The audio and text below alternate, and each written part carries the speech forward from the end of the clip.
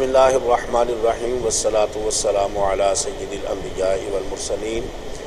آج ہم ایک عظیم روحانی بزرگ حضرت فضل شاہ صاحب رحمۃ اللہ علیہ کے دربار اقدس پر حاضر ہیں۔ ان کے دربار شریف سے میرا یہی پیغام ہے کہ رمضان المبارک میں اللہ تبارک و تعالی بڑے سے بڑے گناہ گار کو بھی معاف فرما دیتا ہے، اور وہ کسی کو بھی آنے والے کو گناہوں کے اوپر خطاؤں کے اوپر طعنہ نہیں دیتا،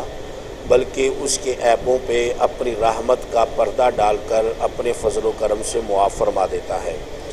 تو رمضان المبارک میں ہمیں بھی ایک اچھے اور بہتر معاشرے کی تشکیل کے لیے درگزر اور معاف کرنے کو فروغ دینا چاہیے۔ ہمیں چاہیے کہ ہم اپنے اس معاشرے میں اپنے مسلمان بھائیوں سے، اپنے عزیز و اقارب سے،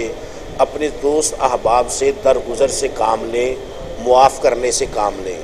رمضان المبارک میں ہم اللہ تعالیٰ کی مخلوق کو معاف کر دیں گے، اللہ تعالیٰ ہمیں معاف فرما دے گا۔ ہم اللہ کی مخلوق کے اوپر رحم کریں گے، اللہ تبارک و تعالیٰ ہمارے اوپر رحم فرمائے گا۔ یہ بزرگان دین اولیاء اللہ، انہوں نے رسول پاک صلی اللہ علیہ وبارک وسلم کے پیغام کو ہم تک پہنچایا، اور ان کا صوفیاء کا بھی یہ طریقہ تھا، یہ بھی معاف فرماتے تھے، درگزر سے کام لیتے تھے، اور کبھی بھی اپنے اندر انتقام کی بو پیدا نہیں ہونے دیتے تھے، اور ان کی بارگاہوں میں کوئی بڑے سے بڑا دشمن اور کوئی بڑے سے بڑا سرکش بھی آ جاتا تو یہ صرف اللہ کی رضا کے لیے اسے معاف کر دیتے تھے، جس کا نتیجہ یہ نکلا کہ پورا بر صغیر یہ اسلام کی خوشبو سے مہکنے لگا، اور بر صغیر کے اندر اللہ تبارک و تعالیٰ نے اسلام کو عزت، برکت اور شہرت عطا فرمائی،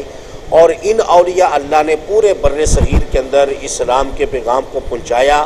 وہ انسانیت جو بتوں کے آگے، آگ کے آگے، درختوں کے آگے اپنا سر چکا رہی تھی، ان اللہ کے ولیوں نے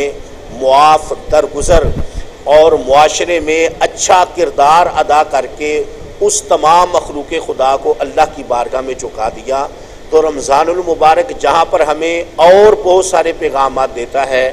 وہاں پر رمضان المبارک ہمیں درگزر کرنے کا، معاف کر دینے کا، صلہ رحمی کا، اپنے مسلمان بھائیوں سے درگزر کرنے کا پیغام دیتا ہے۔